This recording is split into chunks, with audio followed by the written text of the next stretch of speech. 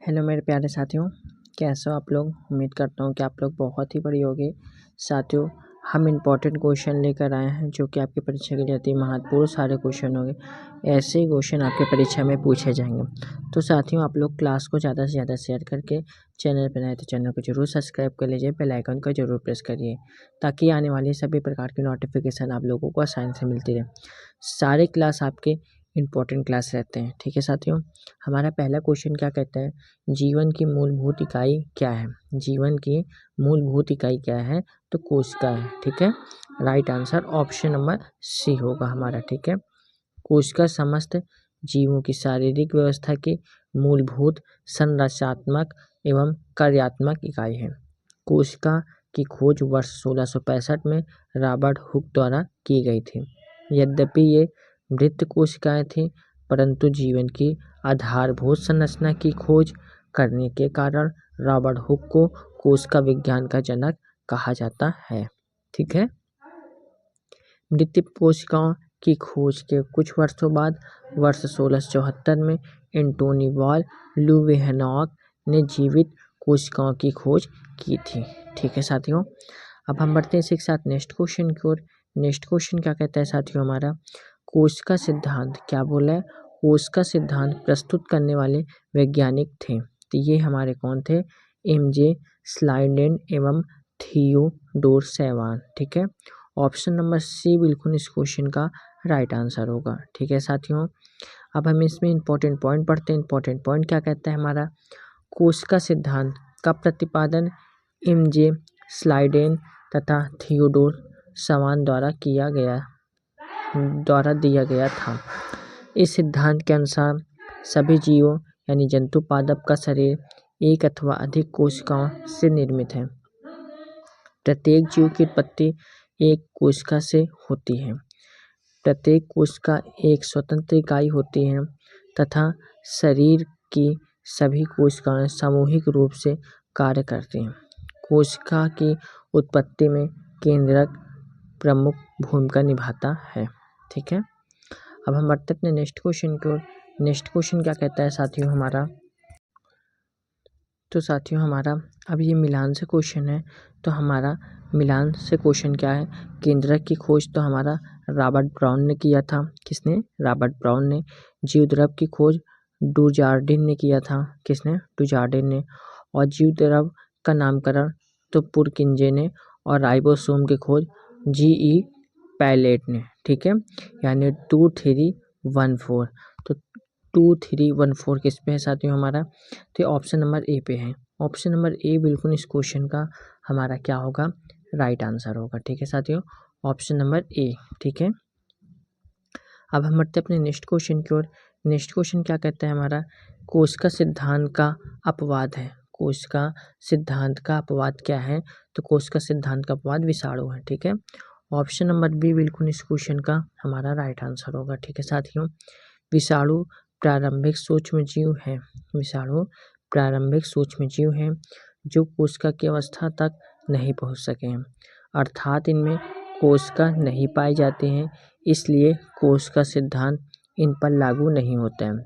विषाणु अत्यंत सूक्ष्म संक्रामक परजीवी हैं जो जीवित कोशिकाओं के भीतर होकर स्वयं की प्रतिकृति बनाते हैं।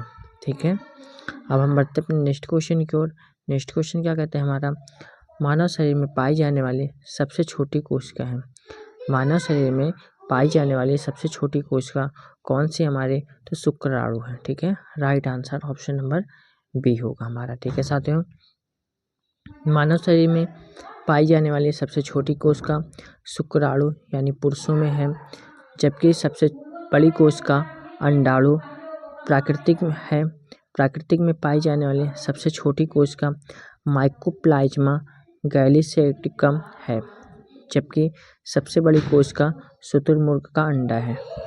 ठीक है, ठीक है साथियों, अब हम बढ़ते हैं अपने नेक्स्ट क्वेश्चन की ओर। नेक्स्ट क्वेश्चन साथियों, प्रारंभिक तथा सरल संरचना वाली कोशिकाएं हैं, तो यह हमारा प्रोकैरियोटिक कोशिकाएं हैं। ठीक है, right answer option number C होगा हमारा। ठीक है साथियों, अब इसमें हम कुछ इंपॉर्टेंट पॉइंट पढ़ते हैं साथियों।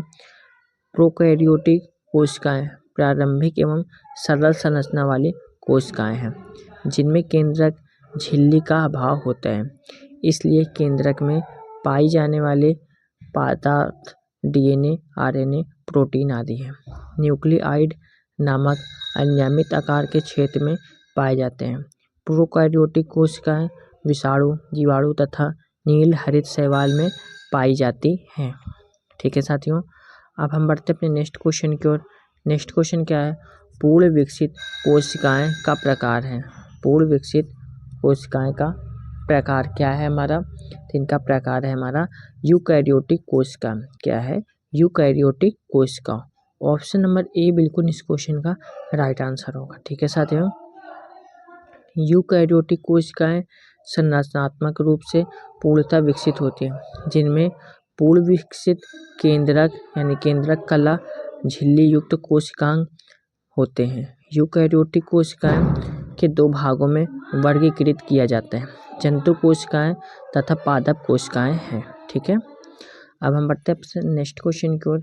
नेक्स्ट क्वेश्चन क्या कहता है हमारा?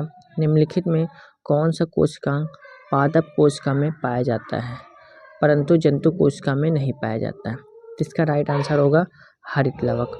ऑप्शन नंबर ए बिल्कुल इस क्वेश्चन का राइट आंसर होगा। ठीक है साथियों, हरित लवक पादप कोशिकाओं में पाए जाने वाले लवक का एक प्रकार है। लवक केवल पादप कोशिकाओं में पाए जाते हैं।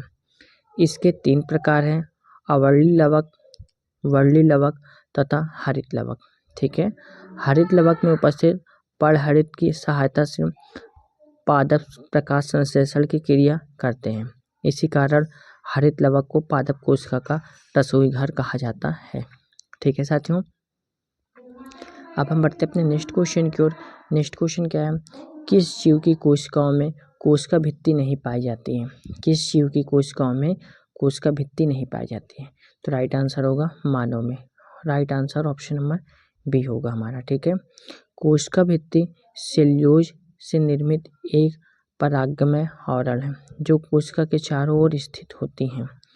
कोशिका भित्ति कोशिका का संरचनात्मक दृढ़ता तथा यांत्रिक सहारा प्रदान करती है। कोशिका भित्ति यानी पादप, कवक, शैवाल तथा जीवाणुओं की कोशिकाओं में पाई जाती है परंतु जंतुओं, मानव एवं अन्य जंतु एवं प्रोटोजोआ जीवों की कोशिकाओं में नहीं पाई जाती है।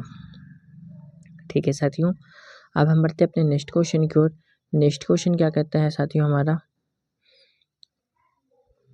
कोशिका का जीवित अंश जीवद्रव्य कहलाता है। इसमें किसे शामिल किया जाता है? तो इसमें जो है कोशिका द्रव, केंद्रक द्रव तथा अन्य कोशिकाओं को शामिल किया जाता है।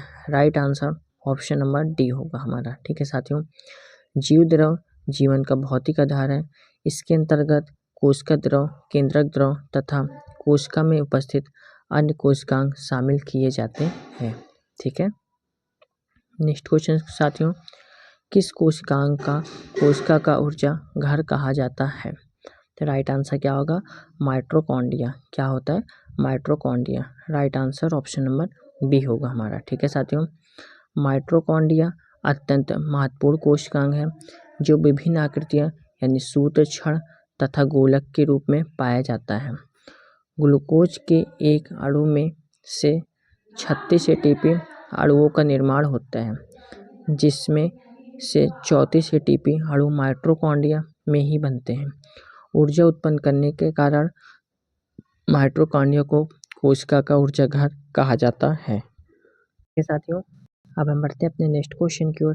नेक्स्ट क्वेश्चन क्या कहते हैं हमारा? किस कोशिकांग को कोशिका की आत्महत्या की थैली कहा जाता है? तो यह हमारा लाइसोसोम को कहा जाता है। Right answer option number B होगा हमारा। ठीक है साथियों, कोशिकीय उपापचय में व्यवधान उत्पन्न होने पर अथवा कोशिका के क्षतिग्रस्त हो जाने पर इसमें उपस्थित लाइसोसोम फट जाते हैं और इसमें उपस्थित पाचक एंजाइम अपनी ही कोशिका का पाचन कर देते हैं। यह घटना आत्मलयन कहलाती है। फलस्वरूप कोशिका नष्ट हो जाती है। इसी कारण लाइसोसोम की आत्महत्या की थैली कहा जाता है। ठीक है, अब हम बढ़ते अपने नेक्स्ट क्वेश्चन की ओर साथियों। नेक्स्ट क्वेश्चन क्या कहते हैं हमारा? राइबोन्यूक्लियोपेटाइड प्रोटीन कण किसे कहा जाता है? तो यह हमारा राइबोसोम को कहा जाता है। Right answer option number B होगा हमारा। ठीक है साथियों, अब इसमें इम्पोर्टेंट पॉइंट पढ़ते हैं। राइबोसोम लगभग गोलाकार सघन सूक्ष्म कण होते हैं जो अंतःप्रद्रवी जालिका से जुड़े होते हैं। राइबोसोम राइबोन्यूक्लिक अम्ल यानी आरएनए तथा प्रोटीन से निर्मित होते हैं, इसलिए इन्हें राइबोन्यूक्लिक युक्त प्रोटीन कण कहा जाता है। राइबोसोम सभी जीवित कोशिकाओं में पाए जाते हैं। इनका प्रमुख कार्य अंतःप्रद्रवी जालिका पर प्रोटीन का संश्लेषण करना है। ठीक है, अब हम बढ़ते हैं अपने नेक्स्ट क्वेश्चन की ओर साथियों। नेक्स्ट क्वेश्चन क्या कहता है हमारा, मानव शरीर की किन कोशिकाओं में माइटोकॉन्ड्रिया नहीं पाया जाता है? तो यह हमारा लाल रक्त कोशिकाओं में नहीं पाया जाता है। ठीक है, right answer option number C होगा हमारा। ठीक है साथियों, इंपॉर्टेंट पॉइंट इसमें क्या है हमारा, स्तनधारियों की विकसित लाल रक्त कोशिकाओं में माइटोकॉन्ड्रिया तथा केंद्रक नहीं पाए जाते हैं। लाल रक्त कोशिकाओं फेफड़ों से कोशिकाओं तक ऑक्सीजन का परिवहन करती है तथा कोशिकाओं से फेफड़े तक कार्बन डाइऑक्साइड का परिवहन करती है। ठीक है, अब हम बढ़ते हैं अपने नेक्स्ट क्वेश्चन की ओर। नेक्स्ट क्वेश्चन क्या है, कोशिका में केंद्रक के अतिरिक्त अन्य किस कोशिकांग में डीएनए पाया जाता है? तो यह हमारा माइटोकॉन्ड्रिया में। ठीक है, right answer option number D होगा हमारा। ठीक है साथियों, डीएनए यानी डीऑक्सी राइबोन्यूक्लिक एसिड एवं आनुवांशिक पदार्थ है जो माता पिता के जैविक गुणों के संतानों में हस्तांतरित करता है। डीएनए यानी जंतु एवं पादप कोशिकाओं के केंद्रक तथा माइटोकॉन्ड्रिया में पाए जाते हैं। इसके अतिरिक्त ये पादपों एवं शैवालों की कोशिकाओं में उपस्थित पर्णहरित में भी पाए जाते हैं। ठीक है, अब हम बढ़ते हैं इसी के साथ नेक्स्ट क्वेश्चन की ओर। नेक्स्ट क्वेश्चन क्या है, गुणसूत्र निम्नलिखित में से किसका परिवर्तित रूप है? यह हमारा क्रोमैटिन धागों का परिवर्तित रूप है। ऑप्शन नंबर ए बिल्कुल इस क्वेश्चन का राइट आंसर होगा। ठीक है साथियों, क्रोमैटिन धागे केंद्रक में एक जाल सदृश संरचना के रूप में पाए जाते हैं जो न्यूक्लियोप्रोटीन से निर्मित होते हैं। कोशिका विभाजन के समय ये धागे एक दूसरे से अलग हो जाते हैं और संकुचित होकर छोटे और मोटे हो जाते हैं। क्रोमैटिन धागों के इस परिवर्तित रूप को गुणसूत्र कहा जाता है। गुणसूत्र मूलतः क्रोमैटिन धागे यानी न्यूक्लिक अम्ल डीएनए तथा क्षारीय प्रोटीन से निर्मित होता है। डीएनए के क्रियात्मक भाग को जीन कहा जाता है। ठीक है साथियों, अब हम बढ़ते हैं अपने इसी के साथ नेक्स्ट क्वेश्चन की ओर। नेक्स्ट क्वेश्चन सारे इंपॉर्टेंट क्वेश्चन है साथियों। अगर आप लोग क्लास पसंद आ रही है तो क्लास को आप लोग एक लाइक जरूर कर दीजिए। ठीक है साथियों, नेक्स्ट क्वेश्चन क्या है, कोशिका झिल्ली बनी होती है। कोशिका झिल्ली बनी होती है तो कोशिका झिल्ली किसकी बनी होती है? ये हमारे लिपिड से होती है, लिपिड से और प्रोटीन से, दोनों से। ठीक है, right answer option number D होगा हमारा। ठीक है साथियों, अब इसमें इंपॉर्टेंट पॉइंट क्या है हमारा, कोशिका झिल्ली या प्लाज्मा झिल्ली लिपिड तथा प्रोटीन जैसे कार्बनिक अणुओं से निर्मित होती है। यह कोशिका द्रव की बाह्य परत है जो लचीली होती है। इसका लचीलापन कोशिका के बाह्य पर्यावरण से भोजन तथा अन्य पदार्थ ग्रहण करने में सहायता करता है। ऐसी प्रक्रिया को एंडोसाइटोसिस कहते हैं। अमीबा अपना भोजन इसी प्रक्रिया द्वारा प्राप्त करता है। कोशिका झिल्ली का निर्माण 3 परतों यानी बाहरी परत, मध्य परत और आंतरिक परत से मिलकर होता है। इनमें से बाह्य एवं आंतरिक परतों का निर्माण प्रोटीन द्वारा तथा मध्य परत का निर्माण लिपिड या वसा द्वारा होता है। ठीक है, अब हम बढ़ते हैं अपने नेक्स्ट क्वेश्चन की ओर साथियों। नेक्स्ट क्वेश्चन क्या है हमारा, मानव शरीर की लसिका कोशिकाएं किस अंग में बनती हैं? तो यह हमारा जो है तिल्ली में बनती हैं। ऑप्शन नंबर डी बिल्कुल इस क्वेश्चन का राइट आंसर होगा। ठीक है साथियों, अब इसमें कि इंपॉर्टेंट पॉइंट क्या है हमारा, लसिका कोशिकाएं एक प्रकार की श्वेत रक्त कणिकाएं हैं जिनका निर्माण लसिका ग्रंथियों, तिल्ली, थाइमस ग्रंथि तथा अस्थि मज्जा द्वारा किया जाता है। तिल्ली अथवा प्लीहा शरीर के सबसे बड़ी वाहिनी विहीन ग्रंथि है। यह रोग प्रतिरोधक तंत्र का एक भाग है। ठीक है, अब हम बढ़ते हैं इसी के साथ नेक्स्ट क्वेश्चन की ओर साथियों। नेक्स्ट क्वेश्चन क्या कहता है हमारा, निम्नलिखित जीवों की कोशिका भित्ति एवं उसके निर्माणकर्ता पदार्थ के आधार पर सही विकल्प का चयन करना।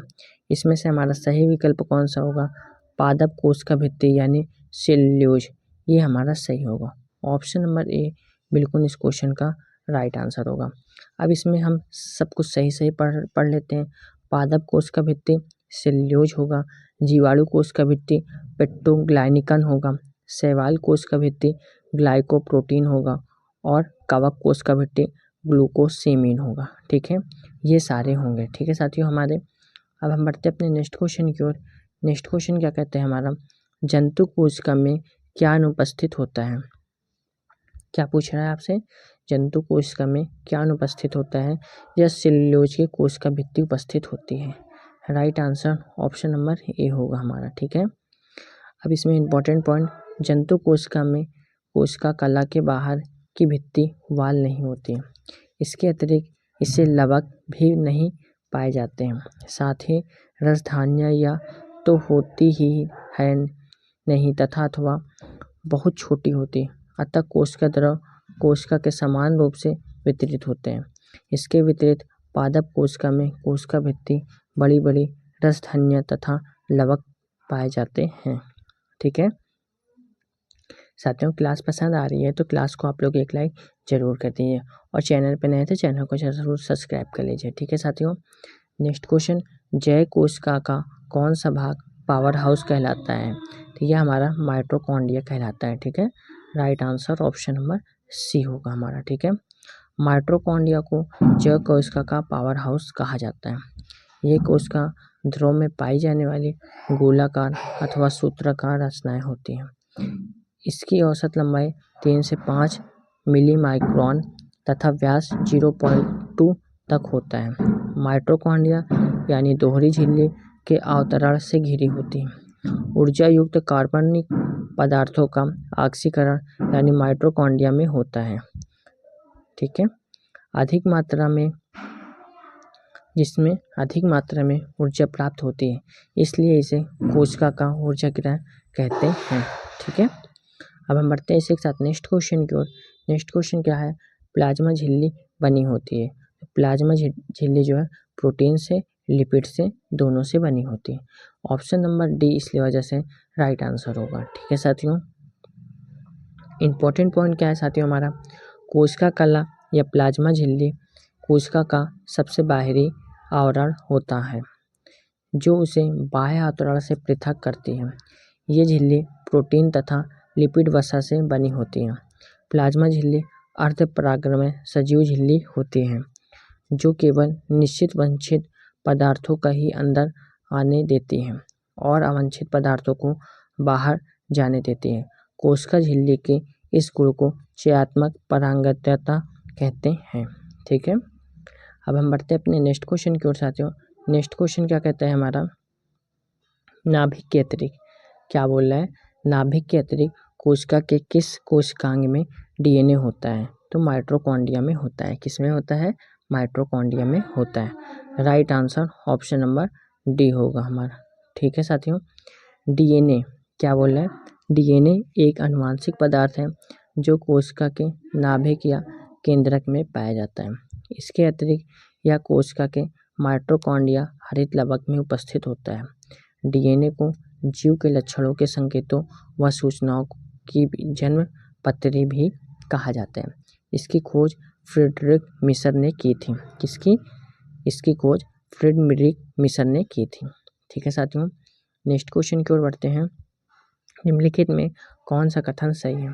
तो कौन सा कथन सही है, विषाणु समवायरॉइड एकल तंतु आरएनए अणु में से बने होती है। यह हमारा सही है। ऑप्शन नंबर सी बिल्कुल इस क्वेश्चन का राइट आंसर होगा। ठीक है साथियों, अब इसमें एक इम्पॉर्टेंट पॉइंट क्या है हमारा, विषाणु समवायरॉइड एकल तंतु यानी आरएनए से बने होते हैं। यह कोशिकाओं के अंदर ही वृद्धि व प्रजनन करने वाले अविकल्पी परजीवी होते हैं। इनमें पाए जाने वाले न्यूक्लिक अम्ल प्रोटीन आवरण का अभाव होता है। ठीक है साथियों। नेक्स्ट क्वेश्चन साथियों क्या कहता है हमारा, प्राकृतिक कोश का मृत्यु के कोशिकी और आणविक नियंत्रण को क्या कहते हैं? तो इन्हें हम एपोप्टोसिस कहते हैं। क्या कहते हैं? एपोप्टोसिस कहते हैं। ऑप्शन नंबर ए बिल्कुल इस क्वेश्चन का राइट आंसर होगा। ठीक है साथियों। अब इसमें इंपॉर्टेंट पॉइंट पढ़ते हैं। इंपॉर्टेंट पॉइंट क्या है हमारा, एपोप्टोसिस बहुकोशिकीय जीवों में होने वाली एक प्रक्रिया है। क्या है? एक प्रक्रिया है। इसके अंतर्गत जब कोई कोशिका बिना किसी बाह्य आघात के स्वयं नष्ट होने लगती है तो यह कोशिका के लिए स्वयं मृत्यु होने के समान होता है। इस प्रक्रिया को ही एपोप्टोसिस या कोशिकीय मृत्यु कहते हैं। यह कोशिका के डीएनए में जैव रासायनिक निर्देशों के कारण होता है। तो साथियों यहाँ पे हमारे क्लास ख़त्म होते हैं। और आप लोग क्लास कैसे लगी, क्लास अच्छी लगी तो क्लास को आप लोग एक लाइक ज़रूर कर दीजिए। चैनल पर नए हैं तो चैनल को ज़रूर सब्सक्राइब कर लीजिए, बेल आइकन को ज़रूर प्रेस करें ताकि आने वाली सभी प्रकार की नोटिफिकेशन की वीडियो आप लोगों को आसानी से मिलती रहे। ठीक है साथियों, जय हिंद, जय भारत।